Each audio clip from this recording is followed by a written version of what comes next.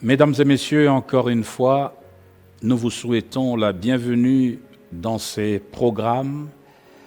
Pendant 3/4 d'heure, nous allons encore réfléchir et partager ensemble l'évangile éternel.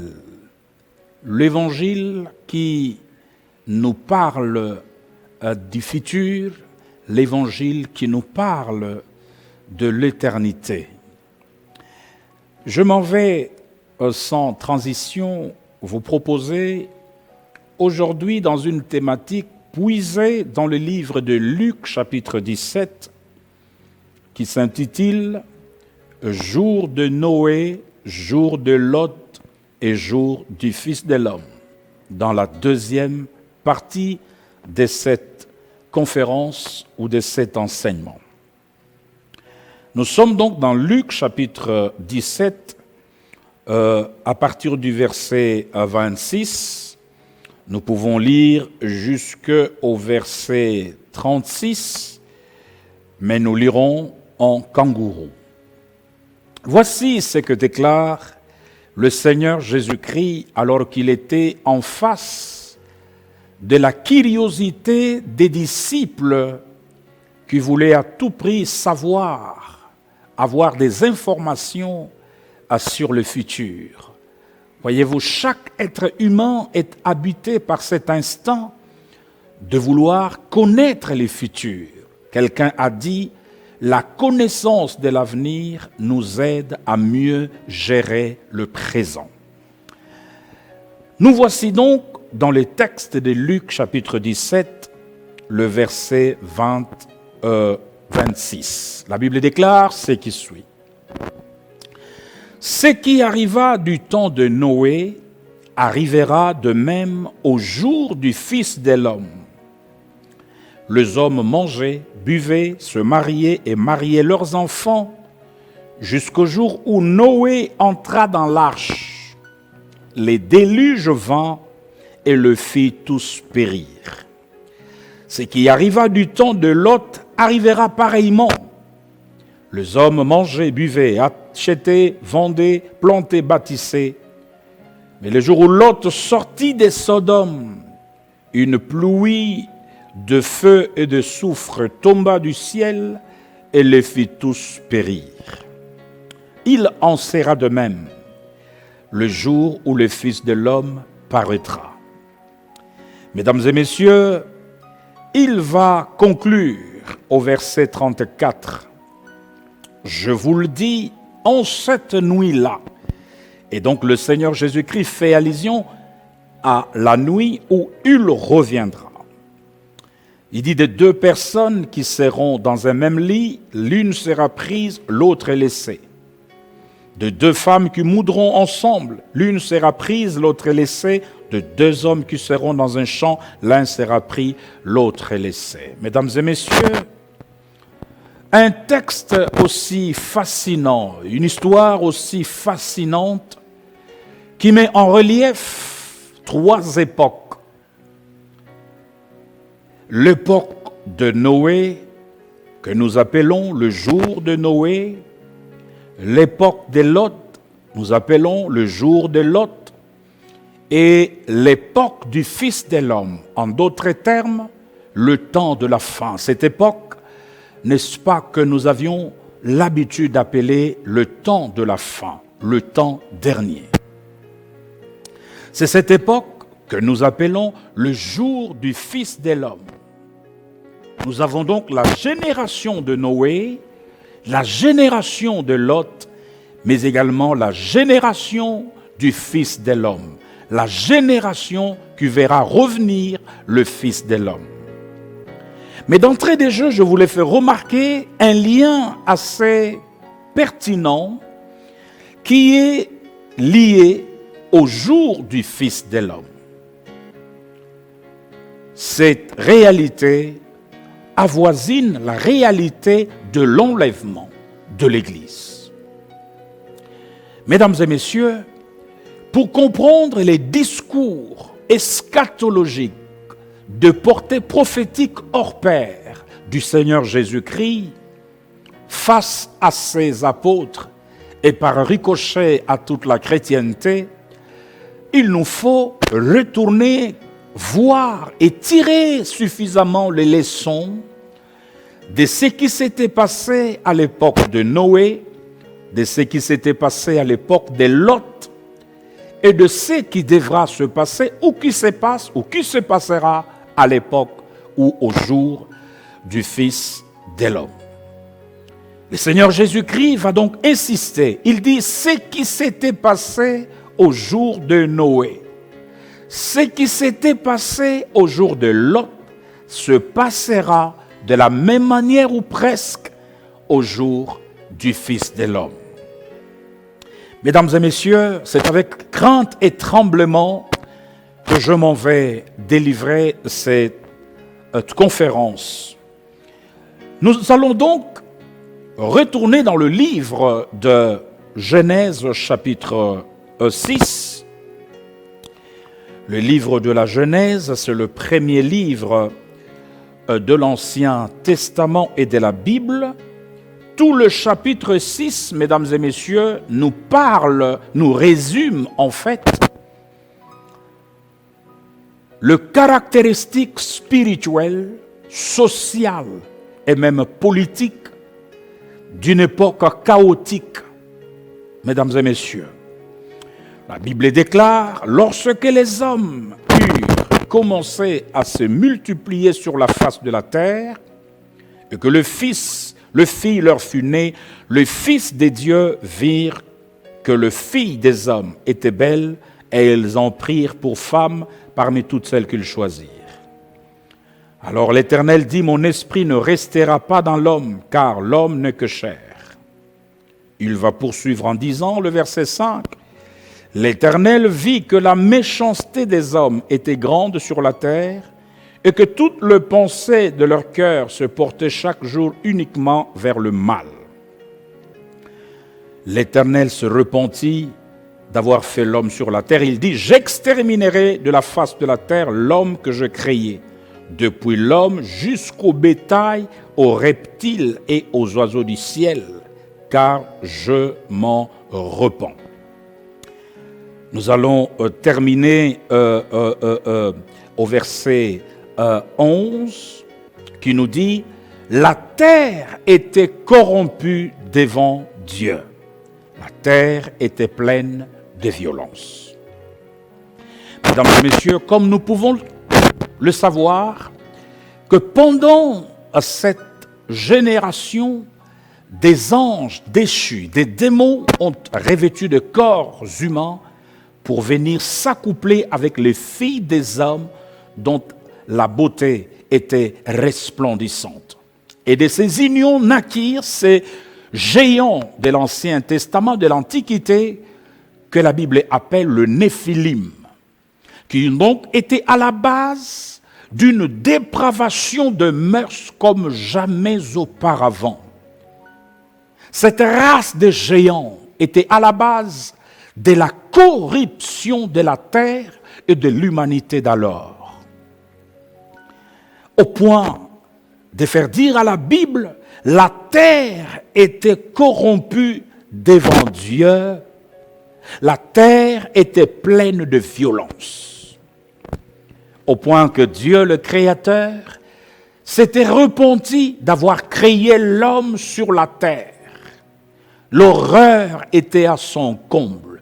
Le péché avait atteint de proportions telles que c'était la respiration d'une humanité prise au piège par des esprits, des démons et des puissances de l'enfer qui s'étaient incarnés dans le chef de ces géants des Néphilim.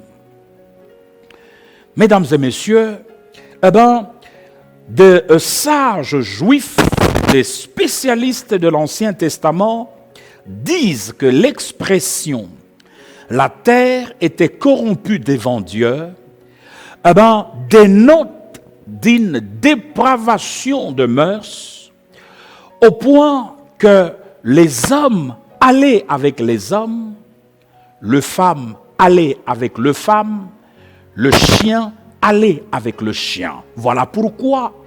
C'est ce qui justifie l'expression selon laquelle Dieu avait décidé d'exterminer non seulement la race humaine, mais Dieu dit depuis le bétail aux reptiles et aux oiseaux du ciel. Nous devons nous poser la question, qu'est-ce que le bétail, qu'est-ce que le reptile, qu'est-ce que les oiseaux du ciel avaient-ils fait pour mériter les mêmes sorts que les humains? Eh bien, la réponse se trouve dans l'interprétation hébraïque de l'expression « la terre était corrompue devant Dieu ». Ce qui était normal, c'est qu'un homme aille avec un homme, se marie avec un homme. Une femme se marie avec une femme.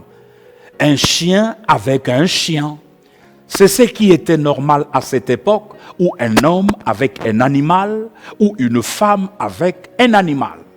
L'homosexualité, le lesbianisme, la bestialité avaient caractérisé cette société ivre du péché et prisonnière de puissances maléfiques qui avaient tourné sens dessus, sens dessous. La vérité dans une telle société devient le mensonge et le mensonge devient une vérité. Au point que le Créateur, au regard de la violence, au regard de la dépravation de mœurs, le vain réclamait le mal et l'injustice. Dieu décide non seulement de détruire l'humanité d'alors, mais il commence par se repentir. C'est que l'humanité de cette génération avait franchi la ligne rouge. Et donc Dieu va décider de détruire cette humanité ivre du péché, titubant sous le poids du mal, de la violence et de l'injustice. Mesdames et messieurs, le Seigneur Jésus va dire ce qui s'était passé à l'époque de Noé. Lorsque vous verrez le même caractéristique au plan social, spirituel, au plan moral, au plan politique, les dirigeants perdent le contrôle, eh bien, sachez-le bien que le jugement de Dieu s'approche. Mesdames et messieurs, allons-y voir ce qui s'était passé à la génération de Lot. Nous sommes toujours dans le livre de la Genèse, le chapitre 18. Le chapitre 18 déclare à ce qui suit. Nous allons juste prendre une écriture qui résume en réalité le caractéristique de la génération de Lot. Genèse chapitre 18, écoutez très bien à ce que déclarent les Écritures. Nous avons ici des anges qui avaient été envoyés chez Abraham pour annoncer la naissance d'Isaac. Mais parmi les 3 anges, il y avait 2 anges qui devaient prendre la direction de Sodome et la direction de Gomorrhe. Parmi ces anges, ils arrivent et ils vont trouver Noé à la porte de la ville, à la porte de Sodome. C'est plutôt Genèse 19, le premier verset et la suite. Le messager de Lot vont entrer dans la maison de Lot pour y passer la nuit. La Bible va déclarer ceci au verset 4, chapitre 19. Il n'était pas encore couché que les gens de la ville, les gens de Sodome, entourèrent la maison depuis les enfants jusqu'aux vieillards. Toute la population était accourue. Ils appelèrent Lot. Ils lui dirent, « Où sont les hommes qui sont entrés chez toi cette nuit? Faites-les sortir vers nous pour que nous les connaissions. » Mesdames et messieurs, ces quelques versets, au fait, résument le caractéristique immoral d'une société également prise au piège, comme la génération de Noé. La Bible dit, du plus jeune au plus vieux, tous accoururent devant la résidence de Lot pour aller coucher avec les délégués du ciel. Sans compter que la puissance de ces deux anges ont fait que tous ces hommes envoûtés, ivres de l'homosexualité, du lesbianisme et de la bestialité, soient frappés d'aveuglement et que les anges se sauvent.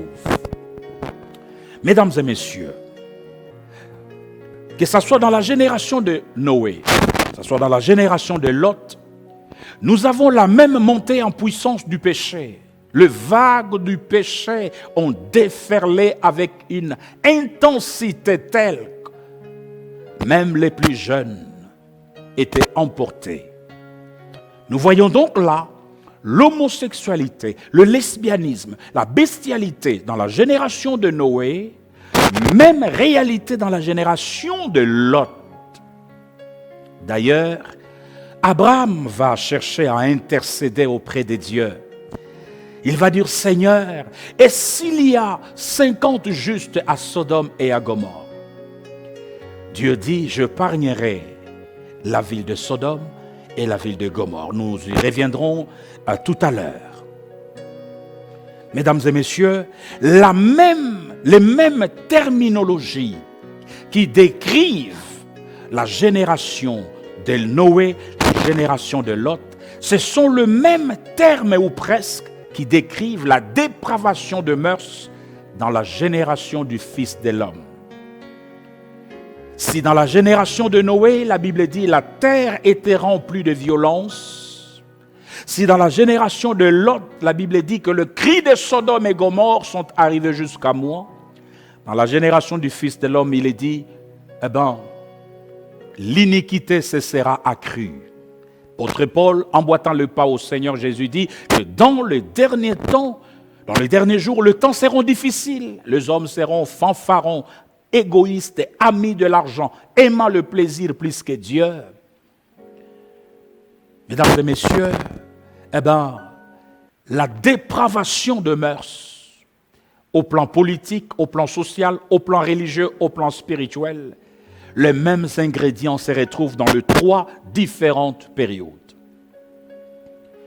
Mesdames et messieurs, la ligne rouge avait été franchie lors de la génération de Noé. La ligne rouge fut franchie à la génération de Lot et la ligne rouge est franchie à la génération du Fils de l'homme. J'en veux pour preuve. À côté de toute la dépravation qu'on peut qualifier, qu'on peut énumérer, mais il y a une réalité qui fait en sorte que le jugement de Dieu s'abatte sur la génération coupable et victime. C'est la réalité de l'homosexualité, du lesbianisme et de la bestialité. Lorsque la ligne rouge était franchie à la génération de Noé, Dieu avait déclenché le jugement. Lorsque la ligne rouge avait été franchie à la génération de Lot, Dieu avait déclenché le jugement. Et lorsque la ligne rouge est franchie à la génération du Fils de l'homme, le jugement de Dieu est déclenché en cours ou en voie d'être déclenché. Mesdames et messieurs, nous allons essayer de regarder de près ce qui se passe au jour du Fils de l'homme, c'est-à-dire au cœur de notre génération, la génération qui verra le Fils de l'homme revenir. Avons-nous franchi la ligne rouge comme la génération de Noé et de Lot? Bien sûr. Sur le plan de l'homosexualité, le nombre de pays qui ont déjà légiféré, donnent réellement le vertige. La France, la Belgique, tout le pays de l'Union européenne, et même l'Allemagne et l'Angleterre, le pays de Grand Réveil, le pays de Martin Luther King, le pays de John Wesley, ont succombé, oui, car pris au piège par des ordres de l'enfer et du Sheol. Mesdames et messieurs, l'heure est très très très grave. 15% de la population mondiale se retrouve être homosexuel, lesbien ou des relations avec des animaux. Mesdames et messieurs, l'heure est très très très grave. Nous allons donc découvrir des hommes et des femmes, des hommes et des hommes qui se marient. Exactement comme au jour de Noé, comme au jour de Lot. Nous voyons de femmes et de femmes se marier comme au jour de Lot, comme au jour de Noé. Nous voyons également des femmes avec des animaux se marier exactement comme au jour de Noé, comme au jour de Lot. L'heure est très grave. Avons-nous franchi la ligne rouge? Nous l'avons déjà franchie. Et de manière générale, à chaque fois que la ligne rouge est franchie, le ciel s'apprête à déverser la cuve de la colère des dieux sur une humanité envoûtée et aveugle, qui aura provoqué, n'est-ce pas, la colère des dieux, qui aura provoqué le courroux des dieux. Mesdames et messieurs, en poursuivant notre conférence, nous allons encore découvrir l'horreur. Non seulement que la ligne rouge, au plan politique des assemblées nationales, légifère en toute liberté, mais le mouvement pire a touché l'Église traditionnelle. En France, plus de 500 pasteurs de la Fédération protestante française en conclave ont levé l'option d'accepter non seulement de pasteurs gays, mais également d'accepter de bénir le mariage gay. La Fédération protestante de France a été suivie par la fédération, par les synodes protestants belges. Mesdames et messieurs, ils ont levé le voile. Quelle horreur! Quel niveau de corruption! Quel niveau de dépravation! Insultant les créateurs, qui a dit l'homme quittera son père et sa mère et s'attachera à sa femme. La stratégie est d'éteindre toute la lumière divine, biblique, évangélique, pour que les nations acceptent facilement l'avènement de l'Antichrist, le fils de la perdition. Mesdames et messieurs, aussi horrible que cela puisse paraître, des rabbins ont déclaré leur homosexualité. Où allons-nous et où va le monde? Où allons-nous, mesdames et messieurs, devant une telle horreur? Le ciel retient son souffle. Les anges qui tiennent le coupe du jugement de Dieu retiennent leur souffle. Et comme cela ne suffisait pas, des défilés de Gay Pride dans les rues de Jérusalem pour provoquer la colère de Dieu. Dire à Dieu, on en a ras-le-bol de tes lois et de tes règles. Laissez-nous vivre comme nous voulons. Dans les rues de Jérusalem, dans les rues de Jérusalem, dans les rues de Jérusalem, de Good Pride, défiant Dieu, la seule ville où Dieu a attaché son nom. Mesdames et messieurs, l'heure est très très très grave. L'heure est grave, l'heure est grave. Des célébrations de mariage gay sont légion aujourd'hui dans le monde. Le Seigneur Jésus-Christ avait eu raison de le dire. Ce qui s'était passé au jour de Noé, au jour de Lot, se passera de la même manière au jour du Fils de l'homme. Mesdames et messieurs, mais il y a quelque chose que nous devons retenir, qui s'était passé au jour de Noé, qui s'était passé au jour de Lot.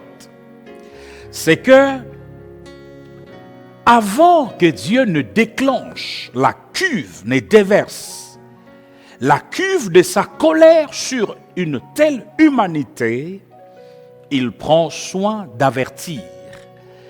Mesdames et messieurs, Dieu ne fait rien sans avoir révélé sa volonté à ses serviteurs, le prophète. Noé a revêtu les habits de prophète pour attirer l'attention de ses contemporains. Que la ligne rouge est franchie, Dieu va déverser la cuve de sa colère. Les gens se moquaient, les gens riaient, les gens mangeaient, buvaient, mariaient et se mariaient. Ils ricanaient, ils rigolaient.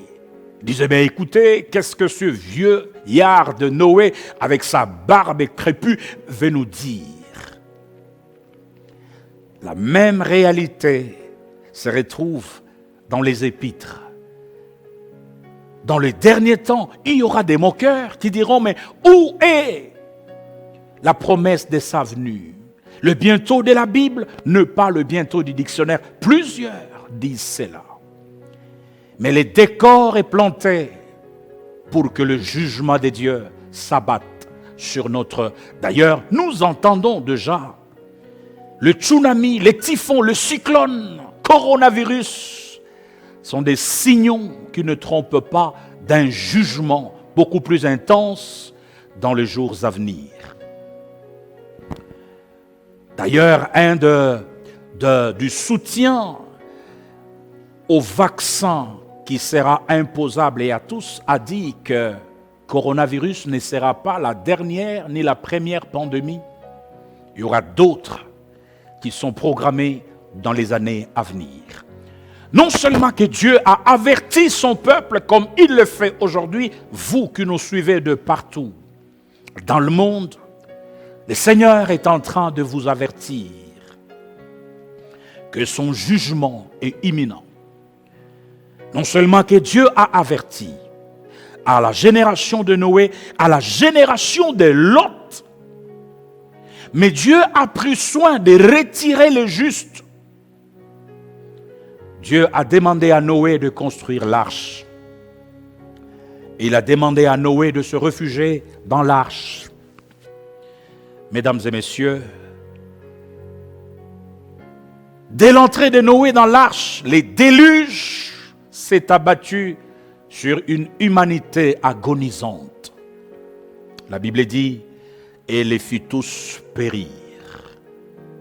Les bonheurs, on le perd, on le regrette après l'avoir perdu.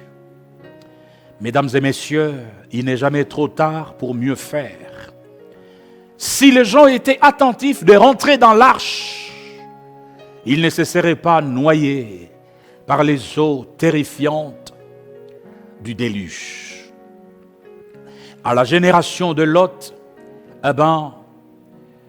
l'ange a dit à Lot, Lot, vas-y à Tchoar. Dieu prend toujours soin de retirer le sien avant le carnage, avant le déluge, avant le feu de soufre qui s'est abattu sur Sodome et Gomorrhe. Dieu a pris soin de retirer Lot, mais la femme de Lot, attachée au monde qu'elle était, alors qu'elle partait vers Tsoar comme ville de refuge, elle regardait tout le temps derrière. Oui, mesdames et messieurs, le déluge de feu s'est abattu sur Sodome et Gomorrhe et les fit tous périr. Il en sera ainsi au jour du Fils de l'homme. Mesdames et messieurs, que se passera-t-il à la génération du Fils de l'homme? Dieu va-t-il reconstruire l'arche?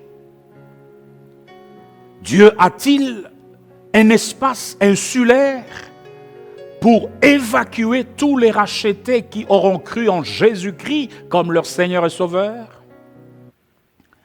Non, Dieu ne construira ni l'arche. Pourquoi? Parce que la montée des océans, la fonte des glaciers ne permettront pas à Dieu de garder des dizaines de milliers, de centaines de millions de rachetés dans un espace insulaire.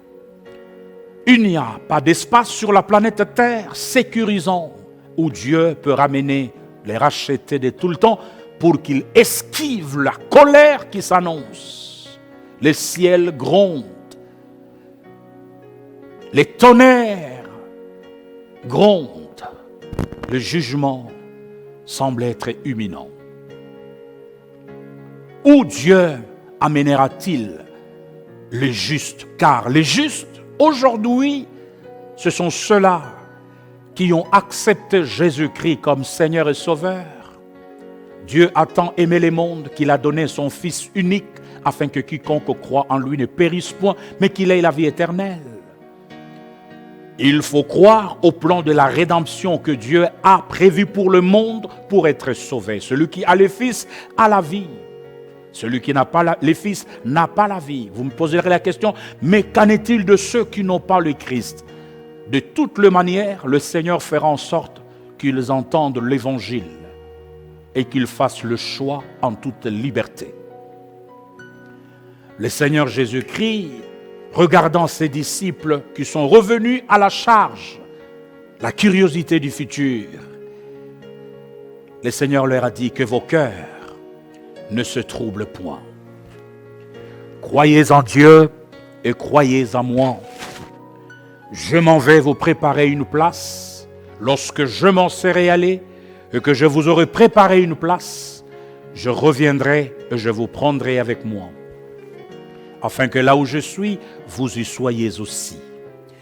Voyez-vous, le Seigneur Jésus-Christ savait que le monde fera face au réchauffement climatique. Le monde fera face aux inondations, fonte des glaciers, aux tsunamis, aux cyclones, aux typhons. Il le savait. Il savait que l'humanité sera exposée aux nuages nucléaires capables de la détruire en quelques secondes.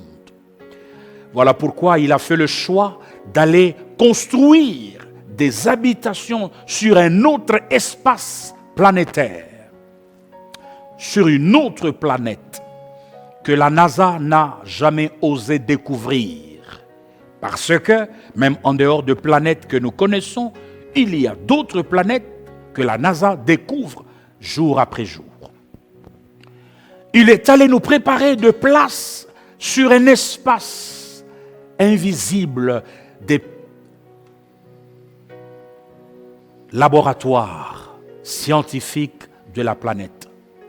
Il dit, lorsque je m'en serai allé et que je vous aurai préparé une place, je reviendrai quand le danger sera à la porte, à la veille de l'intensification des fléaux, des pandémies, de la colère de Dieu. Je reviendrai, moi le Christ, je vous prendrai avec moi, afin que là où je suis, vous y soyez aussi. Mesdames et messieurs, voilà l'espérance de la gloire. Paul, emboîtant le pas au Seigneur, a dit que vos cœurs ne se troublent point. Le Seigneur Jésus, au son de la trompette, et à un signal donné, descendra du ciel. Les morts en Christ ressusciteront premièrement. Nous, les vivants restés pour l'avènement du Seigneur, nous serons transformés, changés. Et nous irons rencontrer le Seigneur dans les airs, laissant derrière nous une humanité agonisante, ivre du péché, une humanité prise au piège, une humanité qui aura dépassé la ligne rouge. L'enlèvement de l'Église, c'est le plan stratégique prévu par le Seigneur pour évacuer le sien, alors que le déluge du jugement s'abattra sur cette humanité. Jésus a dit, de deux qui seront dans un même lit, l'un sera pris, l'autre laissé. De deux femmes qui moudront les grains, l'une sera prise, l'autre laissée. De deux qui seront dans les champs, l'une sera prise, l'autre laissée. Mesdames et messieurs, nous serons transformés, revêtirons des corps célestes, bravant la pesanteur.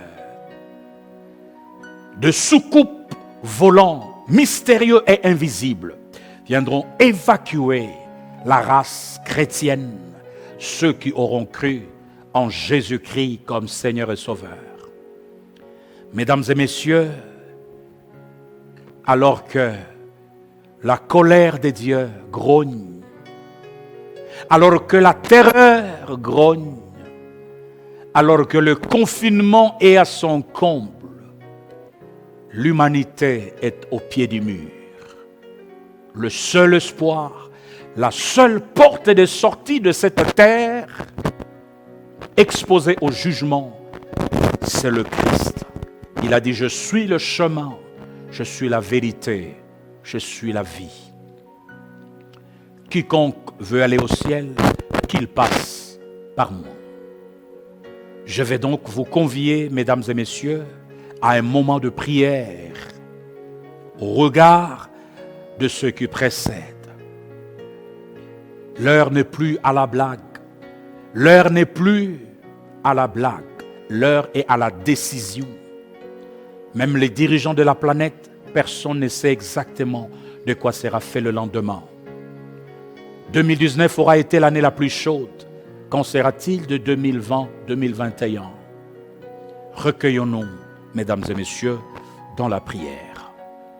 Vous qui m'avez suivi en Australie, aux États-Unis, en Europe, en Afrique et partout, vous n'avez pas encore donné votre vie au Seigneur, Jésus-Christ, je vous invite à le faire maintenant.